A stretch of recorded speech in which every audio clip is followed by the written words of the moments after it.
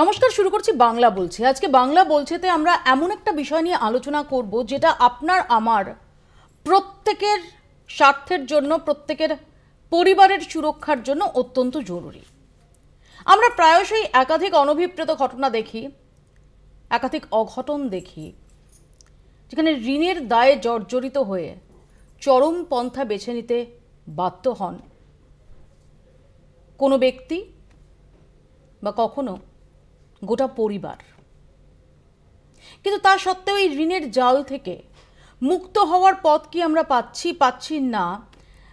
কারণ একটা সময় যখন আমরা দেখতাম যে মধ্যবিত্ত মানেই হচ্ছে যে সঞ্চয়ের অভ্যেস, আত্মনির্ভরতা, পরবর্তীকালে সেটা বদলে গেছে এবং এখন আমাদের হাতে হাতে ক্রেডিট কার্ড, এবং কখন যে আমরা এই ক্রেডিট কার্ডের জালে জড়িয়ে পড়ছি নিজেরাই বুঝতে পারছি না। কখনো হয়তো আমার যা সাধ্য তার থেকে একটু ভালো থাকার বা একটু স্বাচ্ছন্দ্যের প্রলোভনে পড়ে আমরা ক্রেডিট কার্ডটা হস্তগত করছি, কিন্তু তারপর আমরা আর তাল রাখতে পারছি না। যখন বুঝতে পারছি তখন দেরি এতটাই হয়ে যাচ্ছে যে আর পিছনে ফেরার পথ নেই। তাই কখনো এক ব্যাংকের ঋণ শোধ করতে আরেক ব্যাংক থেকে ঋণ নেওয়া, কখনো বিভিন্ন সময় ফোনে আসা চড়া সুদে পার্সোনাল লোনের যে ফাঁদ, তাতে আমরা পড়ে যাচ্ছি এবং তারপর নিজেদের সর্বনাশকে নিজেরাই আমরা ইনভাইট করে আনছি। কিন্তু এটা কি শুধুমাত্র আমাদের ব্যক্তি বিশেষের প্রলোভনে পড়ে একটা ভুল পদক্ষেপ নিয়ে নেওয়া? আমরা জানি প্রেমের ফাঁদ ভুবন জুড়ে পাতা আছে, কবি বলেছিলেন। এই ঋণের ফাঁদও কিন্তু খুব সুচতুরভাবে, খুব সুকৌশলে, পরিকল্পিতভাবে গোটা বিশ্বে পাতা হয়ে আছে, যেখানে পা দিতে আমরা কখনো সামান্য ভুল করে পা দিয়ে ফেলছি, কখনো আমরা বাধ্য হচ্ছি। কেন, সেটাই আজকে আমরা দেখাবো বাংলা বলছেতে।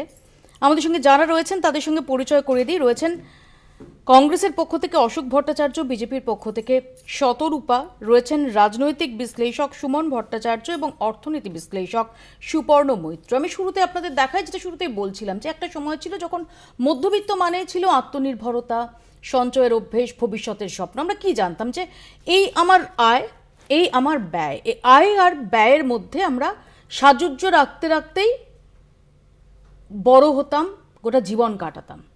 কিন্তু আজকে সেই মধ্যবিত্ত দিশেহারা, সেভিংস অ্যাকাউন্টে সুদ 3% নিচে, অথচ ঋণের কিস্তির বোঝা কমছে না একটুও। ঋণ শোধ করতে আজ মানুষ নতুন করে ঋণ নিচ্ছেন, সোনা বন্ধক রাখছেন, দাম বাড়ছে, বেতন বাড়ছে না, আর এই সাঁকোতে হোঁচট খাচ্ছে একটা গোটা শ্রেণী। দেখুন,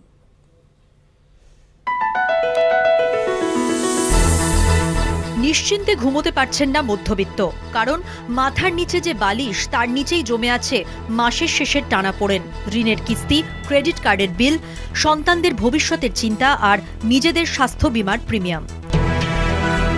ঘাম শুকোনোর আগেই আসে নতুন মাস, নতুন খরচ, আর তারই মাঝে একের পর এক ধাক্কা। সেভিংসের সুদ কমছে, পেট্রোলের দাম বাড়ছে, চাকরির অনিশ্চয়তা বাড়ছে, আর মূল্যবৃদ্ধি তো আছেই। এই বাস্তবতায় দাঁড়িয়ে ভারতীয় মধ্যবিত্ত যেন কোনো এক অদৃশ্য আর্থিক যুদ্ধে লড়ছে প্রতিদিন, যার অস্ত্র নেই, প্রতিরক্ষা নেই, আছে শুধু ধৈর্য আর অভ্যস্ততা। অর্থনৈতিক দোলাচলে মধ্যবিত্ত, সুদ কমছে সেভিংসের। ভারতীয় মধ্যবিত্ত আজ এক অদ্ভুত অথচ বিপজ্জনক অর্থনৈতিক দোলাচলের মধ্যে দিয়ে যাচ্ছে। কিছুদিন আগেও যার জন্য সেভিংস ছিল ভবিষ্যতের নিরাপত্তা, আজ তারই ওপর ছুরি চালাচ্ছে বড় বড় বাণিজ্যিক ব্যাংকগুলি। কোনো ব্যাংক সেভিংস অ্যাকাউন্টের সুদের হার 3% নিচে নামিয়ে দিয়েছে, আবার কোনো ব্যাংকের সুদ এখন 3% দাঁড়িয়েছে। যেখানে মূল্যবৃদ্ধি থেমে নেই, পেট্রোল ডিজেলের দাম প্রায় 100 টাকায় ঘোরাফেরা করছে, সেখানে সেভিংসে 3% সুদ হাস্যকর নয় তো কি? এই বাস্তবতা কাঁধে নিয়ে চলছে মধ্যবিত্ত, যার একদিকে ইএমআই এর চাপ, অন্যদিকে কর আর খরচের বাড়বাড়ন্ত। অবস্থা এমন দাঁড়িয়েছে যে সে এক লোন মেটাতে আরেকটা লোন নিচ্ছে। ক্রেডিট কার্ডের বিল মেটাতে পারছে না, তাই সোনার গয়না বন্ধক রেখে আরও এক ধাপ পিছিয়ে যাচ্ছে অর্থনৈতিক সুরক্ষার সিঁড়িতে। 10 বছর আগেও যে বেতন ছিল সম্মানজনক, এখন তা শুধু টিকে থাকার জন্য যথেষ্ট নয়। অথচ চাকরির বাজারে নিশ্চয়তার অভাব, ওয়ার্ক ফ্রম হোম বা কন্ট্রাকচুয়াল চাকরির দৌলতে বহু সংস্থাই বেতন বৃদ্ধি না করেই কর্মী ধরে রাখছে। এত চাপের মধ্যেও যাঁরা কোনোভাবে ফ্ল্যাটের ইএমআই মিটিয়ে মাথার উপর একটা ছাদ রেখেছেন, তাদের ক্ষেত্রেও সুখবর নেই। রেপো রেট না কমলেও ব্যাংকগুলো লোনের সুদের হার বাড়াতে দ্বিধা করে না। ইএমআই বাড়ছে, আয় বাড়ছে না। সঞ্চয়ের অভ্যেসটাই যেন আজ পরিহাস্যে পরিণত হয়েছে। আগে যেখানে বলা হতো সেভিংস অ্যাকাউন্টে টাকা রাখুন, সুদে সুদে বাড়বে, এখন বলা যেতে পারে টাকা রাখলে কাটবে। কারণ সুদের হার মুদ্রাস্ফীতির অনেক নিচে, মানে প্রকৃতপক্ষে আপনি লোকসানই থাকছেন। মধ্যবিত্ত শ্রেণী কখনো রাস্তায় নামে না, খুব বেশি চিৎকারও করে না। তাই হয়তো সব সরকারের কাছেই তাদের প্রয়োজন শেষ পর্যন্ত করদাতা হিসেবেই সীমাবদ্ধ। কিন্তু প্রশ্ন হচ্ছে, এই শ্রেণীটা যদি ভেঙে পড়ে, অর্থনীতির চাকা কি ঘুরবে? দেশ এগোচ্ছে, কিন্তু কারা পিছিয়ে পড়ছে? কলকাতা টিভি।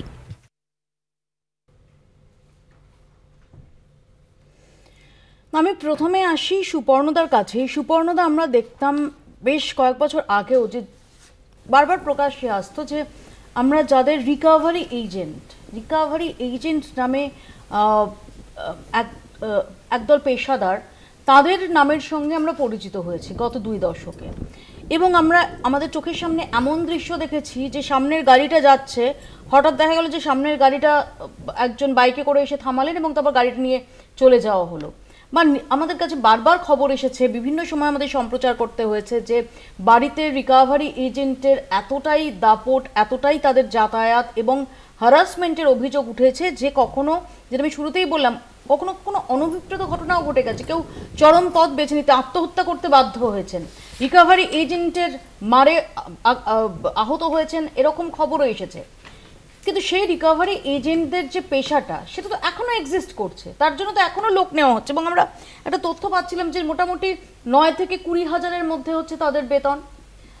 তার পাশাপাশি তারা যে টাকাটা, যে অ্যামাউন্টের টাকাটা রিকভার করবেন, তার একটা কমিশন, সেটা তো এক্সিস্ট করছে। আমরা দেখেছিলাম যে আরবিআই এর তরফ থেকে বলে দেওয়া হয়েছিল যে এরকমটা করা যায় না। আমরা দেখেছিলাম পাটনা হাইকোর্ট, তারা এই ঘটনাটাকে ভীষণ রকম বেআইনি বলে তারা ব্যাখ্যা করেছিল। তারপরও তো চলছে। ভবিয়া, আমি আপনাকে ধন্যবাদ জানাচ্ছি আমাকে এখানে আমন্ত্রণ জানানোর জন্যে। তবে ধন্যবাদ জ্ঞাপন পশ্চাৎ বলে রাখি যে ধন্যবাদটা যেহেতু দিয়ে দিয়েছি, আশা করি ধন্যবাদই সমাপ্তি হচ্ছে ওখানে, এবং বাস্তব চিত্রটা আপনার সামনে তুলে ধরার চেষ্টা করব। এবং আপনি পূর্বেও যেরকম সবসময় সকলকে বলার জায়গা দিয়েছেন, সেটাই আমার অতীত আপনার অভিজ্ঞতা আপনার সাথে, আজকেও সেই কার্টেসিটা আপনি এক্সটেন্ড করবেন, এটা বলেই আমি শুরু করতে চাইছি। 1, 2 হচ্ছে যে মানে বলার প্রয়োজনই নেই, আমি সেটাই করে থাকি এবং সেটাই করব। আপনি রিকভারি এজেন্টদের নিয়ে কথাটা শুরু করেছেন, এবং আমি আবার বলছি, আমি জানতাম না যে আজকে সন্ধ্যেবেলায় আপনার এখানে আসার আমন্ত্রণ পাবো। তবে একটা প্রেক্ষিতে আজকে ব্যাংকের একজন ম্যানেজারের সাথে সকালবেলা কথা হচ্ছিল। আমি জিজ্ঞেস করলাম, রিকভারি এজেন্টটাই জিজ্ঞেস করলাম, কিরকম কাকতালীয়ভাবে সন্ধ্যেবেলায় আমন্ত্রিত হলাম। জিজ্ঞেস করলাম যে আচ্ছা, এই যে রিকভারি এজেন্ট বা রাস্তায় কেউ যদি টাকা কড়ি না দেন, মানে ঋণ নিয়েছেন হয়তো ফেরত না দেন, আপনারা এরকমভাবে করছেন, তখন উনি, আমি ব্যাংকের নামটা খালি বলতে পারছি না, ন্যাশনালাইজ ব্যাংক, উনি একটা কথা আমাকে খুব স্পষ্টভাবে বলেন যে কোনো ব্যাংক এরকমভাবে তারা রিকভারি এজেন্ট পাঠিয়ে নর্মালি তারা গাড়িগুলো করেন না। তিনি অন্তত বলেছেন, আমি তাকে কোট করছি, এটা আমার কথা নয়, তিনি বলেছেন যে এনবিএফসিরা এখনও, নন ব্যাংকিং ফাইন্যান্সিয়াল কোম্পানিরা এখনও তারা কিন্তু সেরকম একটা জিনিস করে থাকেন। 1, 2, আপনি পাটনা হাইকোর্ট অবধি গেছেন, আমি আপনাকে বলবো দেশের সর্বোচ্চ আদালত সুপ্রিম কোর্ট, তারা কিন্তু বলেছেন যে এরকম কাজ কিন্তু করা যাবে না, এটা সম্বন্ধে কিন্তু একদম খুব ক্লিয়ার ইনস্ট্রাকশন আছে। 1, কিন্তু এখানে আমি আরেকটা জিনিস, আমি সাথে সাথে আরেকটা জিনিসও জিজ্ঞেস করেছি, কেন আপনি তো সবসময় সমাজকে নিয়েই আলোচনা করেন, একটা সমাজকর্মী আপনি নিজে, এবং আমাদের এখানে সকলকে একত্রিত করেছেন। আমার তার কাছে একটা সোজা প্রশ্নও ছিল, কারণ আপনি সেখানে বলেছেন যে অনেকগুলো অনভিপ্রেত ঘটনা ঘটেছে, সেটা আপনি বলেছেন। আমি জিজ্ঞেস করছিলাম যে ঠিক আছে, যে ব্যাংকের কোনো লোক যদি কিছু করে, তাকে কিন্তু হ্যারাস যদি কোনো অনুপ্রবিত ঘটনা ঘটে যায়, আমরা যেটা দেখেছি কলকাতায় রিসেন্টলি, ব্যাংক ম্যানেজারকে কিন্তু কোর্টে নিয়ে যাওয়া যাবে না। কিন্তু সাপোজ সুপর্ণ বৈদ্য বা মৌপিয়া নন্দী অনেক বন্ধু বান্ধব আছে, হয়তো মৌপিয়া নন্দী হয়তো কাউকে বিশ্বাস করে টাকা দিলেন, এখন তারা মৌপিয়া নন্দীর টাকাটা কিছুতেই ফেরত দিচ্ছে না, মৌপিয়া নন্দী বারবার বলছেন টাকাটা দিন কিছুই করছে না। তারপরে নাকি আপনি হয়তো কোনোদিন তাকে ফোনে একটু রূঢ়ভাবে কথা বললেন, হঠাৎ তারা এমন কিছু ঘটনা ঘটিয়ে ফেললেন এবং সেই মানে তাদের মৃত্যুর আগে একটা লিখে গেলেন যে মৌপিয়া নন্দী তাদের মৃত্যুর জন্য দায়ী। এবং পুলিশের ক্ষেত্রে একটা প্রবণতা দেখা যাচ্ছে, পুলিশ ওটা কোনো মেরিট না দেখেই মৌপিয়া নন্দীকে কিন্তু চট করে হয়তো হাজতবাস করাতে উদ্যোগী হচ্ছে। সুতরাং ব্যাংক এবং ইন্ডিভিজুয়ালের মধ্যে এই যে দুটো ডিফারেন্স, এটাকেও বোধহয় অবশ্যই করা উচিত বলে মনে করছি। এক, দুই হচ্ছে আপনি নিশ্চয়ই as a very logical person আপনি এটাও যখন জানবেন যে যখন ব্যাংক টাকা দেন, ব্যাংকও কিন্তু আপনার আমার টাকাটাই ট্রাস্টি, তারাও যখন টাকা দেন, সুতরাং তারা যদি সেটা রিকভার করার একটা চেষ্টা করেন, উল্টো দিকে সবসময় ভিকটিম কার্ড খেলাটাই বোধহয় জাস্টিফাইড বলে মনে করি না আমি। এটা আমার ফার্স্ট সাবমিশন। আমি শতরূপার কাছে আসবো যে শতরূপা, আসলে কি সত্যি মধ্যবিত্ত তারা জাস্ট আমি একটু ভালো থাকবো, আমি একটু ভালো বাড়িতে থাকবো, বা আমি একটু ভালো গাড়ি চড়বো, বা আমি একটু স্বাচ্ছন্দ্য করবো, একটু ভালো জায়গায় খাবো, এই সমস্ত কারণে প্রলোভনে পড়ে তারা কি আসলে ঋণের ফাঁদে জড়াচ্ছেন, নাকি আসলে আমাদের অর্থনীতির একটা বড় অংশ নির্ভর করে আছে এই গৃহস্থালী ঋণের ওপর? মৌপিয়া, তুমি রবীন্দ্রনাথের উক্তি দিয়ে শুরু করলে আমি একটা বলি, জীবন এরকমই হওয়া উচিত আমার মনে হয়, যেখানে আমরা বলতে পারি যে কি পাইনি তার হিসাব মিলাতে মন নহে রাজি। আমরা সবসময় চেষ্টা করি, মানুষ হিসেবে আমরা চেষ্টা করি যে মানে we cut our losses and আমরা জীবনে আরেকটু এগিয়ে যাওয়ার চেষ্টা করা উচিত বলে আমি মনে করি মানুষের। হ্যাঁ, দেখো, অর্থনীতি নিয়েই যখন কথা তুমি ডাইরেক্টলি প্লেস করলে আমাকে এটা তো বলতে আমি একেবারে বাধ্য যে we are right now world's 5th economy, এবং আমরা ব্রিটেনকে ছাড়িয়ে গেছি। এবং আবারও বলতে হয় যে ইকোনমি যদি আমি জানি সুমন আছেন এবং সুপর্ণবাবু আরও বেটার ইকোনমিস্ট, আমি ইনফ্যাক্ট ফাইন্যান্সেস নিয়ে কিছু জানি না, বাট ইনফ্লেশন আপাতত এই মাসে যদি দেখা যায় it is an all time লো, বোধহয় 3% বা কিছু একটা হবে। ক্রেডিট নেওয়া বা না নেওয়া ইট ইজ ইয়োর পার্সোনাল চয়েস, আমি সেখানে কিছু বলবো না, I don't want to sound insensitive, কিন্তু এটা একেবারে সত্যি যে যদি মনে হয় যে সেভিংসের ইন্টারেস্ট সেরকম পাওয়া যাচ্ছে না, স্বল্প সঞ্চয়ে সুদের হার কমছে, সেটা তো আমার চয়েস না। না না, সেটা চয়েস নয়, সেটা কি আমার চয়েস? যেহেতু আমি সেটা বলছি না, আমি বলছি যেহেতু এটা যদি মানে কমই হয়, তাহলে আরও অনেক অপশান মধ্যবিত্তের জন্য এইবারের বাজেট দিয়েছে, তার আগের বারের বাজেট দিয়েছে, যেন দের আর অপশান যে সেভিংস এই যে জমাতে হবে সেই জন্য কম হচ্ছে সেটা নয়। দের আর মেনি, যেমন এমপ্লয়মেন্ট অপরচুনিটি সেন্ট্রাল গভর্নমেন্ট প্রচুর দিয়েছে, তেমনই সেভিংসেরও অনেক রকম অপরচুনিটি আছে, ট্যাক্স রিলিফ হিউজ এবার পাওয়া গেছে। আমি আরেকটা কথা একটু বলি, ডিপোজিটে আগে সুদের হার কত ছিল, এখন সুদের হার কত? আমি সেই ডিসকাশনে ঢুকতেই চাইছি না। আমি আরেকটা কথা একটু বলতে চাই, সুপর্ণদা বললেন এবং তুমিও যেটা মেনশন করলে যে মানুষের ঋণ মানে ঋণের চুক্তি না দিতে পারা, যেরকম ব্যাংকও হ্যারেস করে, বা ব্যাংক দুবারে বারে চারবারে ফোন করে যে লোন নিয়েছে সেও যেরকম স্ট্রেসড হয়ে যায়, এরকম আমরা রিসেন্টলি অনেক ঘটনা দেখেছি পশ্চিমবঙ্গে, যেখানে সিন্ডিকেটের গুন্ডারা এসে বলেছে যে তুমি অমুক টাকা নিয়েছো, তার টাকা ফেরত দাওনি বলে পয়েন্ট ব্ল্যাঙ্ক গুলিও করে দিচ্ছে। তো এই ঘটনাগুলোও ঘটে। একদম ডাইরেক্টলি বলা যে এই সেন্ট্রাল মানে ফিক্সড ডিপোজিট বা ব্যাংকের স্কিমসগুলো ইন্টারেস্ট কমে গেছে বলেই যে মধ্যবিত্ত ভীষণ টাইট সিচুয়েশনে আছে, দের আর আদার অ্যাভিনিউজ। যদি এই মুহূর্তে মনে হয় যে ব্যাংকের থেকে বা সেরকমভাবে ইন্টারেস্ট পাওয়া যাচ্ছে না, দের আর ভেরিয়াস আদার অপরচুনিটিস, ইনকাম বাড়ানোর অগমেন্টেশনের প্রচুর অপরচুনিটি সেন্ট্রাল গভর্নমেন্টের তরফ থেকে বিভিন্ন ফাইন্যান্সিয়াল স্কিমে দেওয়া হয়েছে।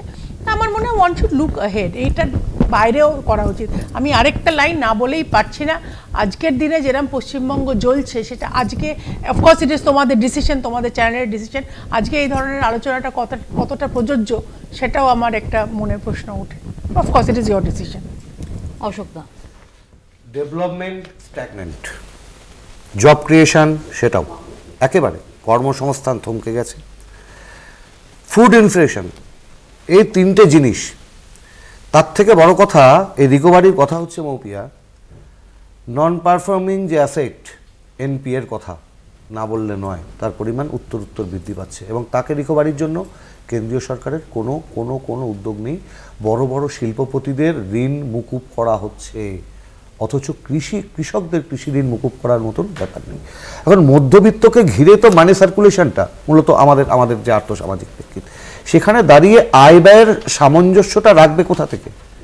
আবার বলছি, যেখানে বেকারত্ব বিগত 9 বছরে যে বেকারত্বের রেট যে জায়গায় পৌঁছেছে, মানে বিগত 45 বছরের সর্বোচ্চ বেকারত্বের রেট, সেখানটায় দাঁড়িয়ে স্বল্প সঞ্চয় সুদ কমছে, ফিক্সড ডিপোজিটে সুদ কমছে।